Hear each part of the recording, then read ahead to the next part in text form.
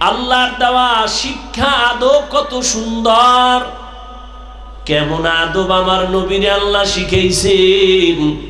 রহমতের নবী জীবনে কোনোদিন একটা মিথ্যা কথা বলেন নাই কোন স্বার্থের জন্য। জীবনে নবী গালি দেন নাই।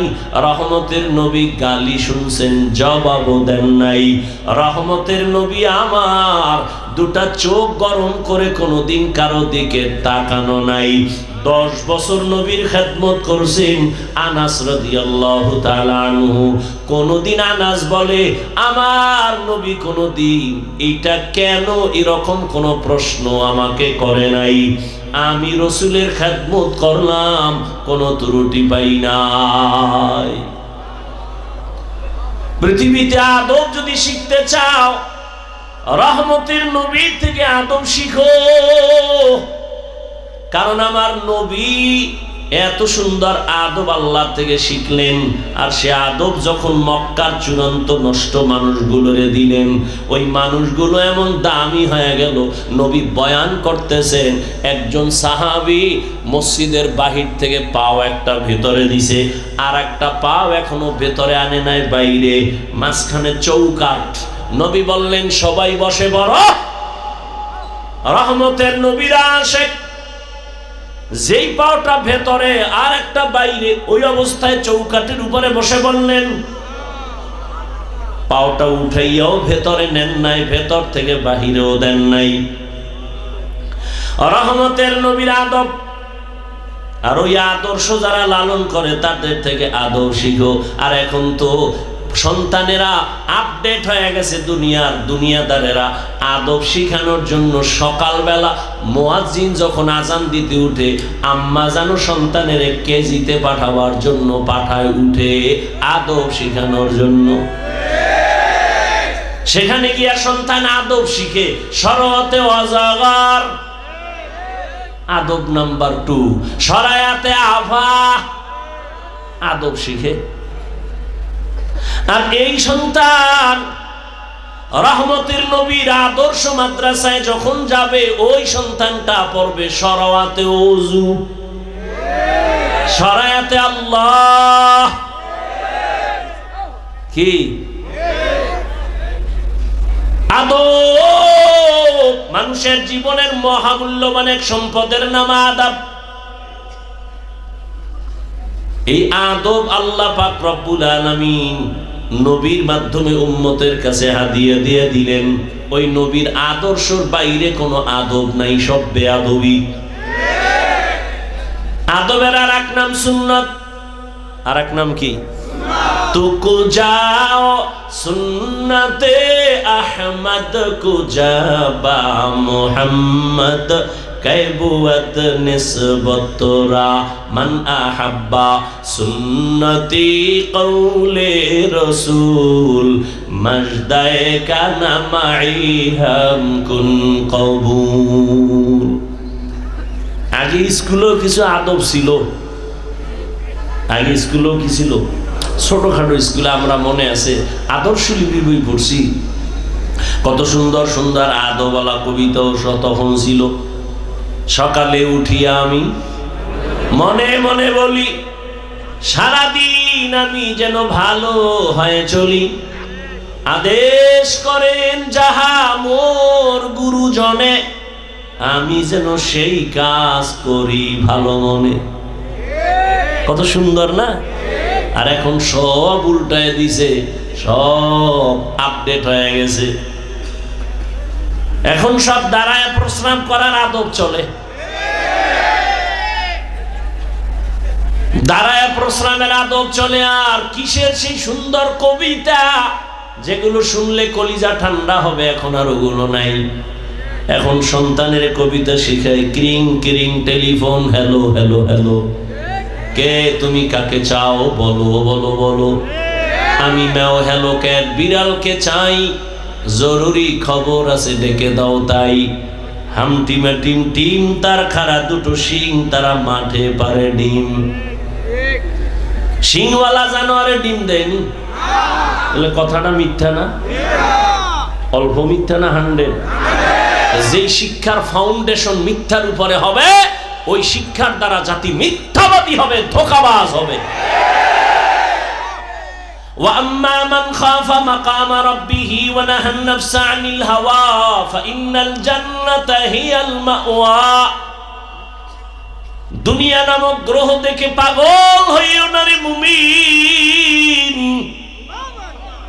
ঈমানের পাওয়ার নিয়ে আল্লাহ পাঠাইছেন, এখন তোমার শুধু আমলের বাজার করো। নামাজ আজান হয়েছে, মসজিদে যাও, নামাজ পড়ো, পর্দা করো, হালাল খাও, কিন্তু কিছু দুনিয়া দাঁড়াইসা, দুনিয়ার রং তামাশা দেখা আখিরাত আছে বলতেই তার মনে নাই। আল্লাহ বলেন, লা ইয়াগুররান্নাকা তাকাল্লুবুল্লাযীনা কাফারু ফিল বিলাদি মাতাউন কালীলুন সুম্মা মাওয়াহুম জাহান্নাম ওয়া বিইসাল মিহাদ।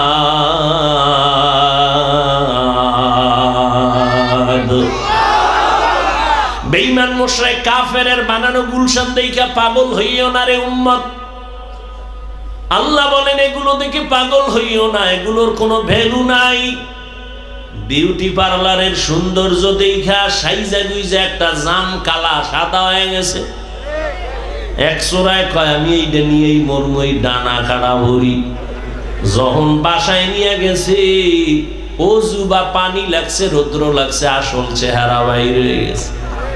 আমার এগুলো গেল, সেগুলো গেল। দুনিয়ার রংমহল এগুলো বিউটি পার্লারের মতো এখন দেখতেছো, কিছুক্ষণ পর থাকবে না, কিছুই না। রহমতের নবী যদি দোয়া করতেন, উহুদ পাহাড় স্বর্ণ বানায় দাও, আল্লাহ দিতেন না? নবী বলেন, আমি উল্টা দোয়া করছি, ও দয়ার মালিক আমারে গরিবী হালাতে রাখিও, গরিবী হালাতে মরণ দিও, কিয়ামতের দিন গরিবদের সাথে হাসর করাইও। রহমতের নবী বলেন, এই গরিবেরা, বড় লোকের বাড়ি গাড়ি দেখে পাগল পারা হইও না। কিয়ামতের দিন বড় লোকের 500 বছর আগে গরিবেরা জান্নাতে চলে যাইবা। কয়শো বছর? কোন গরিব? এই ফলপট্টি আপনাকে এদিকে যারা গাঞ্জা গঞ্জা খায়, এই গরিব? কিছু গরিবের টাকা দেবেন, গিয়েই বিড়ি টানা শুরু করো। কেউ দোকানদারি করে সারা রাত তাস খেলে, ক্যারাম বোর্ড খেলে, জুয়া খেলে, আছে না নাই? লুড্ডু খেলে, মাইয়ারও খবর নাই, পোলার খবর নাই, সংসারের চিন্তা নাই। আল্লাহ হেদায়েত দান করেন। আল্লাহ তাআলা বলেন, দুনিয়ার পেছনে পড়ে কোনো লাভ নাই, দুনিয়া নামক গ্রহের কোনো মূল্য নাই। আর তোমরা যারা দুনিয়া দুনিয়া দুনিয়া ঘুরি ঘোরো, ঘুমের মধ্যেও দুনিয়া, নামাজে দাঁড়াইলেও দুনিয়া, এই দুনিয়া দুনিয়া যারা ঘুরিয়া আখিরাতের পেছনে ফালায় দিছে, ওরা দুইটা জিনিস চায়। কয় জিনিস? একটা চায় সম্মান, আর একটা চায় শান্তি। কিন্তু আমি আল্লাহর জাতের কসম করে বলি, যারা আখিরাতকে পেছনে ফেলে দুনিয়ার শান্তি আর সম্মানের জন্য সব দিকে দৌড়ায়, ওরা সম্মানেও নাই, শান্তিতেও নাই। 10 তলা বিল্ডিং উঠায় লাভ কি যদি বিল্ডিং বাদ দিয়া জঙ্গলে ঘুমানো লাগে? সুইস ব্যাংকের টাকা রেখে লাভ কি যদি 14 গোষ্ঠী খাইতে না পারে? টাকা দিয়ে সম্মান কিনলে এই সম্মান থাকে না। আর আমার মাওলায় যদি সম্মান দেন, এই সম্মান কেউ নিতে পারে না। পারে? এই মুহূর্তে তাকায় দেখো, কত কান্না, কত কান্না। কিন্তু চেয়ারম্যানের চেয়ারের মেয়াদ শেষ, এমপির মেয়াদ শেষ, মন্ত্রীর মেয়াদ শেষ, কিন্তু আখিরাত ওয়ালারা যেই চেয়ারে বসে, ও চেয়ারের কোনো তো মেয়াদই নাই। কে দিছে সম্মান? আল্লাহ সম্মান দিছে। ও দুনিয়াদারেরা, যারা আখিরাত বাদ দিয়া দুনিয়ার পেছনে দৌড়াও, বলো কার পেছনে ঘুইরা কি পাওয়ার আশায় দাড়ি কেটে ফেলেছ? কার পেছনে ঘুরে ঘুরে কি পাওয়ার আশায় নামাজ বন্ধ করেছ? কয় টাকা পাবি? 5000? একটা টিনের ঘর? কিন্তু জানোনি তুই যার পিছনে ঘুইরা টাকার লোভে দাড়ি কাটছো, নামাজ ছাড়ছো, ও কত বড় স্বার্থপর, চান্দাবাজার, ধান্দাবাজ। স্বার্থে যদি আঘাত লাগে দল থেকে নাম কাটবে না, কল্লা কেটে ফেলবে।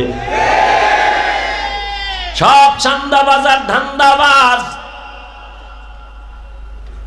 আল্লাহর মোহাব্বত নিয়ে যারা আছে এরা সম্মানেও আছে, শান্তিতেও আছে, এখনো আছে, এই মুহূর্তেও আছে।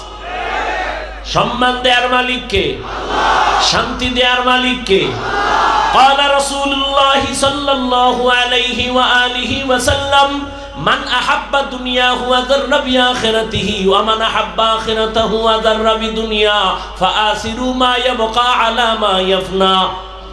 যে ব্যক্তি দুনিয়াকে আপন করে নিল, আখেরাত বরবাদ হয়ে গেল। যে আখেরাতের আপন করবে, দুনিয়া তার পেছনে চলে যাবে। আর আল্লাহর নবী বলেন, ক্ষণস্থায়ী দুনিয়া পেছনে ফেলো, আখেরাতের অন্তরে জায়গা দিয়া দাও। ক্বালা রাসূলুল্লাহি সাল্লাল্লাহু আলাইহি ওয়া আলিহি ওয়াসাল্লাম আদ-দুনিয়া খুলিকাত লাকুম ওয়া আন্নাকুম খুলিকতুম লিল আখিরাহ। রহমতের নবী বলেন, পুরা দুনিয়া তোমার আমার গোলাম, আর তোমাকে আমাকে আল্লাহ বানাইছেন তার গোলাম। দুনিয়া তোমারে আমারে খুঁজবে, তুমি আমি কারে খুঁজবো? আল্লাহকে খুঁজো। তোমাকে আমাকে দুনিয়া খুঁজবে, তুমি আমি আল্লাহকে খুঁজি। কিন্তু এখন উল্টা হয়ে গেছে, তুমি আমি খুঁজি দুনিয়া দুনিয়া দুনিয়া, আর আল্লাহ তোমারে আমারে খুঁজে। আল্লাহ খুঁজ দিয়া ডাক দিছে ফজরের সময়, আসসালাতু খায়রুম মিনান নাউম, ওঠো আমার ঘরে এসে হাজিরা দাও। দুনিয়াদারেরা নাক টেনে ঘুমায়, ফজরের হাজিরায় একবারও যায় নাই। আল্লাহ কত দয়ার মালিক, একবারও রাগ করে নাই। আবার জোহরের সময় ডাক দিছে, আয় মসজিদে এসে হাজিরা দাও।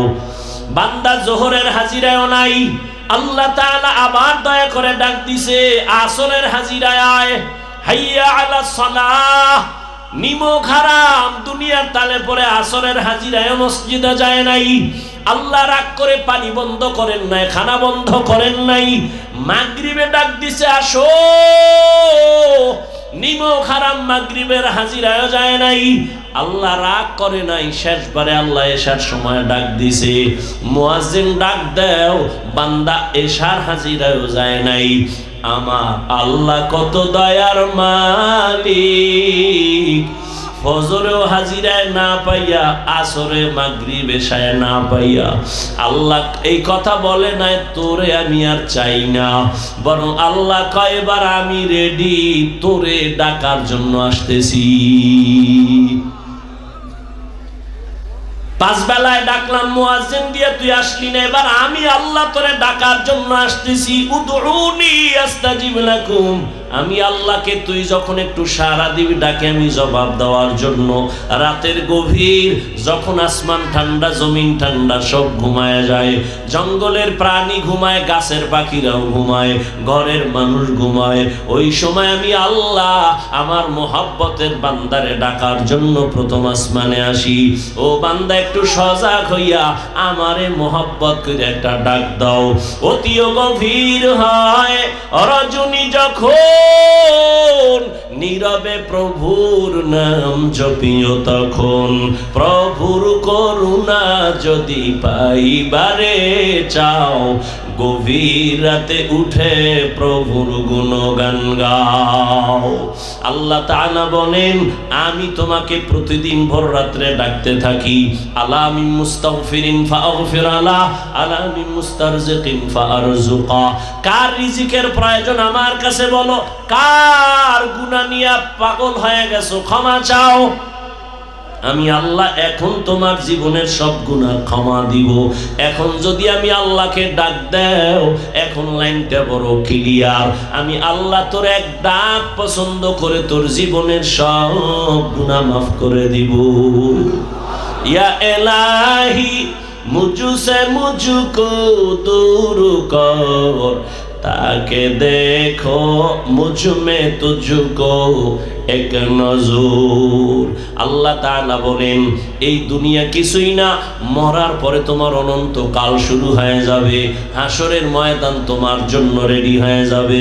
ওই দিন আদালতে হিসাব দেওয়া লাগবে, কেউ পালাবার কোনো সুযোগ নাই। হিসাব দেওয়ার চিন্তা করিয়া বান্দা তুমি এখন যদি গুনাহ থেকে নিজেরে বাঁচাইতে পারো, আমি আল্লাহ ওয়াদা করলাম তোমার ঠিকানা হবে জান্নাত। দুনিয়ার আদালতে কোনো আসামি যখন হাজিরা দিতে যায়, রাতের থেকে ঘুম হয় না, কালকে হাজিরা।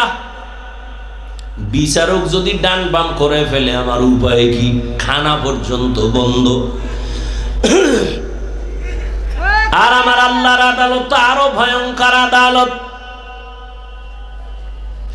আল্লাহ পাকের আদালত এতটাই ভয়ঙ্কর, রহমতের নবী বলেন এই জমিন হবে কিয়ামতের মাঠ, আরাফার ময়দান হবে আল্লাহর বিচারালয়, আদালত। বিজ্ঞানীরা বলে জমিন থেকে 9,30,00,000 মাইল উপরে সূর্য। পৃথিবী নামক গ্রহটা যত বড়, পৃথিবীর থেকে সূর্য আরো 13 লক্ষ গুণ বড়। 9,30,00,000 মাইল উপর থেকে সূর্য তাপ দেয়।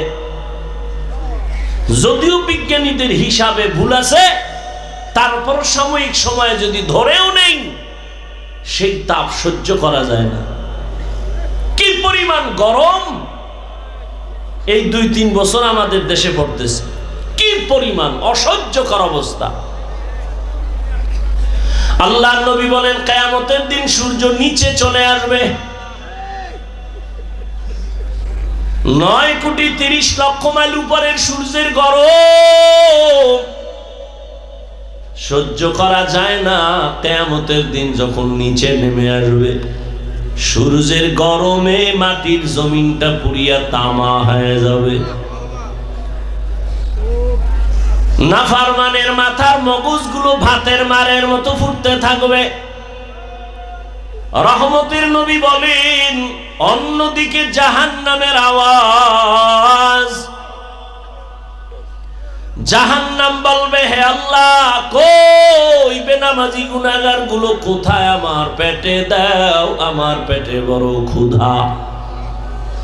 রহমতের নবী বলেন এমন হালাত ওদিকে আমার আল্লাহ রাগান্বিত আওয়াজ দিবেন, লিমানিল মুলকুল ইয়াউম লিল্লাহিল ওয়াহিদিল কাহ্হার।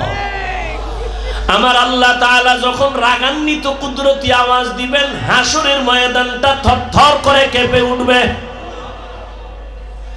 রহমতের নবী বলেন নারী আর পুরুষগুলো উলঙ্গ দাঁড়াবে হাসরের মাঠে। আম্মা জান আয়েশা রাদিয়াল্লাহু তাআলা আনহা বলেন ইয়া রাসূলুল্লাহ, নারী পুরুষ যখন উলঙ্গ দাঁড়াবে একটু কি লজ্জা হবে না? রহমতের নবী বলেন লজ্জা হবে পরের কথা, এমন ভয়ঙ্কর হবে হাসরের মাঠ, একজন আর একজনের দিকে তাকানোরই কোনো হুঁশ থাকবে না। নবীরা পর্যন্ত হাসরের ময়দানে রহমতের নবী বলেন কান্না করবেন। এত পরিমাণ কান্না, উম্মতের কথা ভুলে যাবেন। এই ভয়টা যার অন্তরে ঢুকবে, গুনাহ ছাড়বে, আল্লাহ ওয়াদা দিলেন তাকে জান্নাত দিয়ে দিব। বাদশাহ হারুন রশিদের নাম আপনারা শুনছেন, বড় বাদশাহ, রাষ্ট্র চালায়, আবার বুজুর্গ। তিনি একদিন ওলামায়ে কেরামদের তার প্রাসাদে, রাজপ্রাসাদে ডাকলেন, মেহমানদারি করালেন। কে? তার স্ত্রীর নাম জানেননি? জুবায়দা খাতুন। জুবায়দা খাতুন বড় আল্লাহর পেয়ারা বান্দি, নিজে কোরআনের হাফেজা, আবার তার কাজের মহিলা ছিল 100, সবাই কোরআনের হাফেজা। জুবায়দা খাতুন সিদ্ধান্ত নিল আমার বাড়ির মধ্যে 24টা ঘন্টার সেকেন্ডে সেকেন্ডে যেন প্রতি মুহূর্তে কোরআনের তেলাওয়াতের আওয়াজ শুরু হয়ে যায়। কাজের মহিলাদের শিডিউল করে দিল, আধা ঘন্টা তুমি তেলাওয়াত করবা, তারপরে কাজে যাবা, এরপরে আর একজন আধা ঘন্টা, এইভাবে এমন ভাবে শিডিউল করলো জুবাইদার বাড়ির থেকে 24 ঘন্টাই কোরআন তেলাওয়াতের আওয়াজ। বাদশাহ হারুন রশিদ উলামায়ে কেরামের এক কাফেলারে মেহমানদারি করাইয়া এবার বলে, আমি আপনাদের ডাকছি আমার একটু জিনিস জানার জন্য। উলামায়ে কেরাম বলেন, কি জানতে চান? আপনারা তো আমাকে চিনেন। বলে, হ্যাঁ চিনি তো। কথা হলো, আমাকে একটু রেজাল্ট দিবেন আজকে। বলে, কি রেজাল্ট? বাদশাহ হারুন রশিদ বলে, বলবেন আমি জান্নাতি নাকি জাহান্নামী? উলামায়ে কেরাম এক আওয়াজ দিলেন, এটা কেমনে বলা যায়? আপনি ভালো কাজ করলে বলা যাবে আপনি জান্নাতের পথে আছেন, তবে জান্নাতি বলা যাবে না। আপনি যদি অন্যায় কাজ করেন তো বলা যাবে জাহান্নামের পথে আছেন, কিন্তু আপনি জাহান্নামী বলা যাবে না। বাদশাহ হারুন রশিদ তো দুনিয়াদার বাদশাহ না, আল্লাহওয়ালা বাদশাহ। কি? হ্যাঁ। আর এখন মানুষ কি বলে, হুজুরেরা কিছু বুঝে না, এরা গাঞ্জা খায় সব বুঝে। পৃথিবীর সব থেকে জ্ঞানের ভান্ডার কোরআন, আর এই কোরআন যার সিনে আছে সে হলো শ্রেষ্ঠ জ্ঞানী।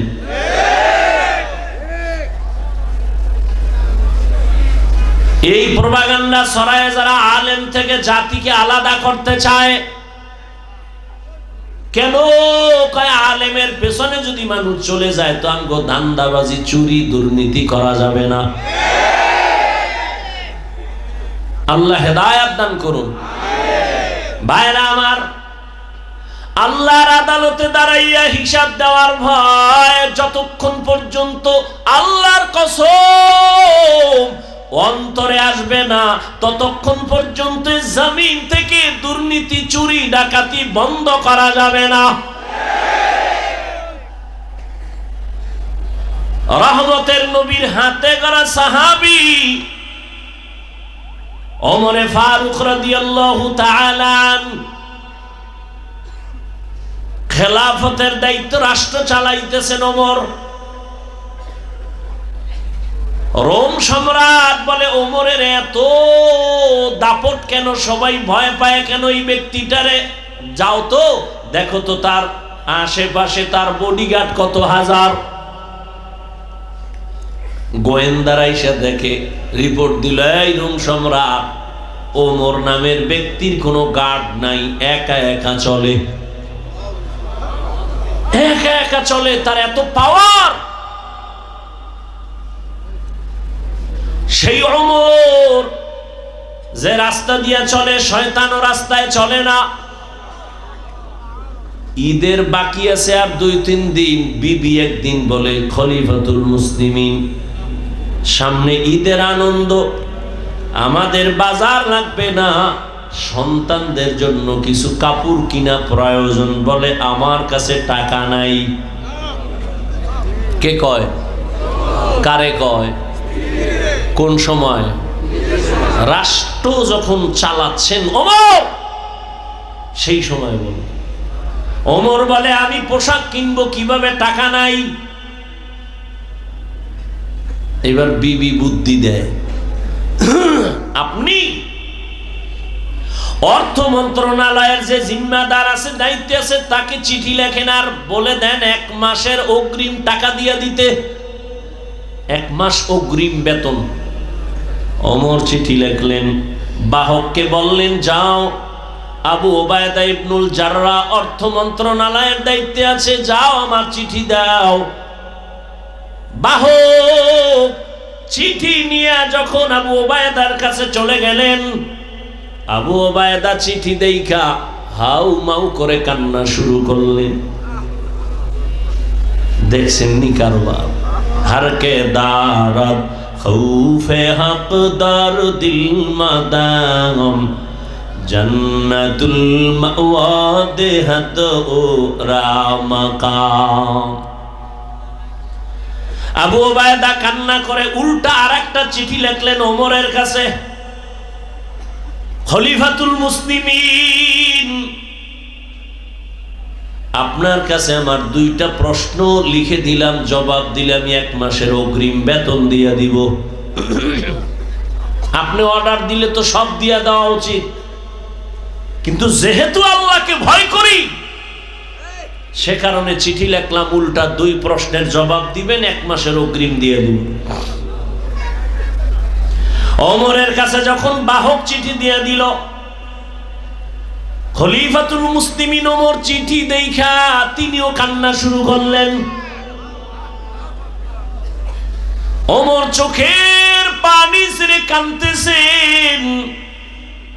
চিঠির মধ্যে 2 প্রশ্ন লেখা। এক প্রশ্ন হলো, ওমর খলিফাতুল মুসলিমিন, আপনি যে আগামী 1 মাসের অগ্রিম টাকা চাইলেন, গ্যারান্টি দেন আপনি আগামী মাস বাঁচবেননি। মৌত কাসিন কুল্লু নাসিন শারেবু কবরু বাইতিন কুল্লু নাসিন দাখিলু। ওমরের অন্তরে চোট লেগে গেল। দ্বিতীয় প্রশ্ন, খলিফাতুল মুসলিমিন, আজ আপনি ক্ষমতার চেয়ারে আছেন, আগামী মাস আপনি চেয়ারে থাকবেন কিনা, জনগণ রাখবে কিনা গ্যারান্টি? আগামী মাস জনগণ রাখবেনি নাকি আপনি জোহরের আগে যেতে হবে? গ্যারান্টি দেন, আগামী মাস বাঁচার গ্যারান্টি দেন। ওমর চোখের পানি ছেড়ে দোয়া করে, হে মালিক, আমার আবু উবায়দারে তুমি কবুল করে নাও। আমার অন্তর চোখ আমার আবু উবায়দা খুলে দিল। हर के दारम खौफ हकदार दिल मदाम जन्नतुल मावा देहद ओ रामकाम। বাদশা হারুন রশিদ বলে, বলো আমি জান্নাতি না জাহান্নামী? সব আলেম বললেন এটা বলা যাবে না। হারুন রশিদ কতে খাওয়াইলাম ফাও, যেই ভিআইপি মেহমানদারি করাইলাম, আমারে বলবেন আমি জান্নাতি না জাহান্নামী? আপনি বলেন পারেন না, বলা যাবে না। কি আর করা, আলেমের উপরে কথা তো আর বলাই যাবে না। আল্লাহর কুদরত। ওই মজলিসের পেছন দিকে একটা বালক ছিল 9 বছরের। 9 বছরের বালক দাঁড়ায় গেছে পেছন থেকে। বাদশাহ জাহাপনা, যদি অনুমতি দেন আমি বাচ্চা মানুষ একটু কথা বলবো। বাদশাহ হারুন রশিদকে বলো। বললে কিরম সুরে বলা যাবে? আমাকে সামনে আসার রাস্তা দেন। সব আলেমরা চাইয়ে রয়েছে। এই বাচ্চাকে সামনে এসে গেল। এবার আপনার প্রশ্ন কি? আমি জান্নাতি না জাহান্নামী? জবাব দাও। 9 বছরের বালক কয়, জবাব দিতে আমি পারবো, তবে আমার প্রশ্ন আছে। কি? কয় যে প্রশ্ন করে সে বড় না জবাব দেয় সে বড়? কে বড়? কে বড়? বাদশা হারুন রশিদ তো আল্লাহর প্রিয় বান্দা বলে যে জবাব দেয় সেই তো প্রশ্নকারীর থেকে তুলনামূলক বড়। বেয়াদবি মাফ করবেন, সিংহাসনে আমারে বসায় দেন, আপনি নিচে আসেন। দুনিয়াদার বাদশা না। বাদশা হারুন রশিদ কয়, এই উজির নিচে বিছনা কর, আমি নিচে নামবো, ওরে এখানে বসায় দাও। বাদশা হারুন রশিদ নিচে গিয়া বসলেন। 9 বছরের বালকের সিংহাসনে বসায় দিছে। বালক তো যেমন তেমন না, সিংহাসনে বৈশেই কয়, বাদশাহ মাওলায় যদি কবুল করে এলেমের সম্মান এমনই হয়। এলমেরা এজাজু করদন বেহিসাব খলকেরা দাদান জওয়াবে বা সওয়াব হক না দারদ দোস্তে খলকা জারেরা নিস্তে ই খসলত একে দিনদারেরা। বাচ্চা নিচে বসে গেলেন, বালক এখানে বসিয়া বুঝাই দিল এলেমের সম্মান আল্লাহ যদি দেন তো এমনই হয়। এত বড় বাদশা নিচে, আমি বালক উপরে, কে দিছেন সম্মান? এবার আবার প্রশ্ন করেন, বলে প্রশ্ন হলো আমি জান্নাতি না জাহান্নামী? বালক এবার ডাক দিয়া বলে, বাদশাহ আমাকে বলেন আপনার জীবনে এমন কোন সুযোগ আর ছিল নি যে আপনি জিনা করতে পারবেন? আল্লাহর আযাবের ভয়ে আপনি সে জিনা করেন নাই। গুনাহ করার সুযোগ ছিল, চাইলেই আপনি দরজা লাগায় গুনাহ করতে পারতেন, কিন্তু আমার আল্লাহর আদালতে দাঁড়াবার ভয় আপনি গুনাহ করেন নাই, অন্যায় করেন নাই। এমন কোন দিন আপনার আসেনি?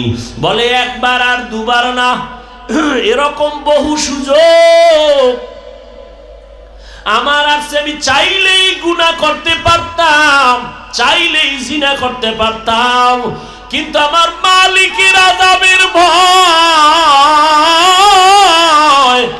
আমি আল্লাহর আদালতের ভয় আমি গুনাহ থেকে নিজেকে বাঁচায় ফেলছি। বালক ডাক দিয়া কয়, বাদশাহ আমি নিশ্চিত বললাম আপনি জান্নাতি। ওলামায়ে কেরাম গরম হয়ে গেল।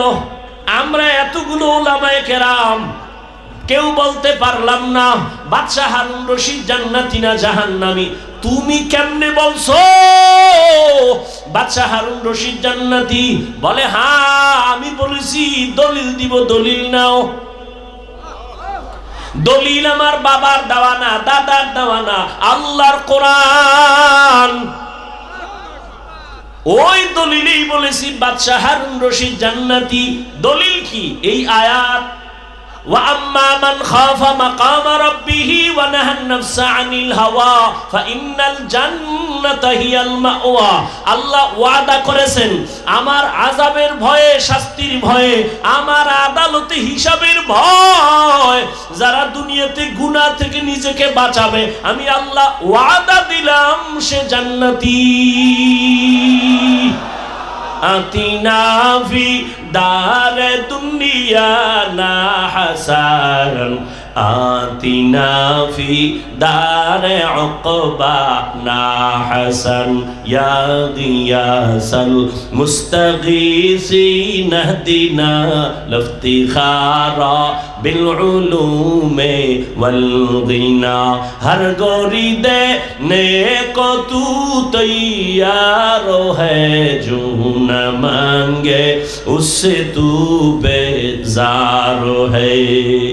আর আল্লাহর ভয় অন্তরে জমা করার জন্যই তো এই ওয়াজের আয়োজন। আল্লাহওয়ালাদের নেক নজর, আল্লাহওয়ালাদের মজলিসে বসিয়া আখিরাতের আলোচনা শুনিয়া অন্তরে ভয় ঢুকাও। ওরে এই দুনিয়া কিছুই না। আজ আমার বাড়ি গাড়ি যাই বলি, কিন্তু কিছুই আমার সঙ্গে যাবে না। তিনটা সাদা কাফনের প্যাকেট হইয়া যেদিন ঢুকিয়া যাওয়া, এখন আমার জন্য কত সম্মানের গাড়ি আর চেয়ার, তখন আমারে তিনটা কাফনের একটা কাফন কেউ বাড়াইয়াও দিবে না।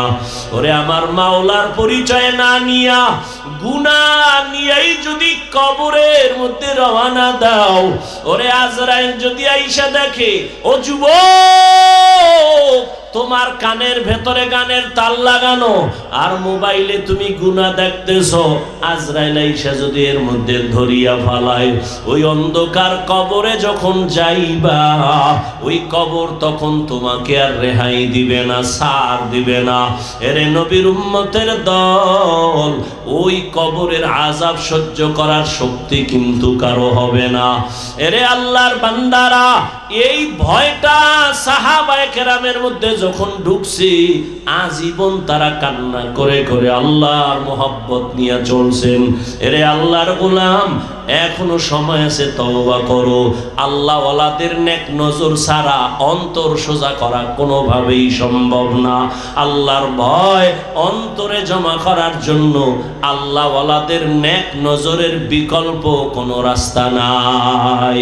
আউলিয়ারা কারে উকবা ইখতিয়ার, জাহেলারা কারে দুনিয়া ইখতিয়ার। আল্লাহ ওয়ালাদের সোহবত অন্তরে আল্লাহর ভয় ঢুকানোর একমাত্র পথ। এজন্য আমরা গুনাহমুক্ত হইয়া আল্লাহ ওয়ালার নেক নজর নিয়া জান্নাতি হইয়া কবরে যেতে চাই ইনশাআল্লাহ। আল্লাহ সবাইকে কবুল করেন। আর মোহাব্বতে বলেন আল্লাহুম্মা আমিন। আজকে আপনি সুস্থ, কালকে এই টাইমে সুস্থর গ্যারান্টি আছে? হ্যাঁ, ইদানিং বেশি মরে সুস্থ মানুষ আর যুবক, অসুস্থ মানুষ কম মরে। অতএব বাহাদুরি করবেন না। আমাদের হযরত শাইখে চরমনায় চলে আসবেন, বয়ান করবেন, দোয়া করে তওবা করে এরপরে বিদায় নেবেন ইনশাআল্লাহ। আল্লাহ সবাইকে কবুল করেন। খবরদার, কোনোভাবেই যেন এই মজলিস বিশৃঙ্খলা না হয় আপনার কারণে, তাহলে আল্লাহর কাছে আপনি ধরা খেয়ে যাবেন। আল্লাহ সবাইকে শান্তভাবে আদবের সাথে শেষ দোয়া পর্যন্ত থাকার তৌফিক দান করেন। সুবহানাল্লাহি ওয়া বিহামদিহি, সুবহানাকাল্লাহুম্মা ওয়া বিহামদিকা, আশহাদু আল্লা ইলাহা ইল্লা আনতা আস্তাগফিরুকা ওয়া আতুবু ইলাইক। বুঝি না না আসলে আর সুযোগ নেই। বয়ান একবার সাইডে দিন। এই উঠেন কেন, বসেন। বয়ান চলতে থাকবে। হযরত আসতেছেন কিছুক্ষণের মধ্যেই ইনশাআল্লাহ। আমরা শেষ পর্যন্ত থাকবো না? আগে বাসায় যাবেন? আল্লাহ না নিলে পারবেন আগে যাইতে? 1 ঘন্টা আগে যাই, জামে পড়ে থাকবেন আর মোনাজাত দিয়ে আপনার আগে যাবেন। আল্লাহ পারেননি? অতএব ধৈর্যের সাথে আমরা বসি। আল্লাহ পাক শেষ দোয়া পর্যন্ত মাহফিল কামিয়াবির সাথে কবুল করেন। আয়োজনকারী, সহযোগিতাকারী সবাইকে আল্লাহ কবুল করেন। মাহফিলের বরকতে পুরা এলাকায় আল্লাহ শান্তি দান করেন। ব্যবসা বাণিজ্যে আল্লাহ সবার বরকত দান করেন। সবাই ধৈর্যের সাথে বসবেন। আবেগ দিয়ে কেউ উঠবেন না যে আমার সাথে একটু হাত মিলাবেন। দোয়া অন্তর থেকে আসে, জোর করে দোয়া করা যায় না। আল্লাহ সবাইকে কবুল করেন। বয়ান সাইডে দিলে উঠান যায় না। সকালবেলা আলহামদুলিল্লাহ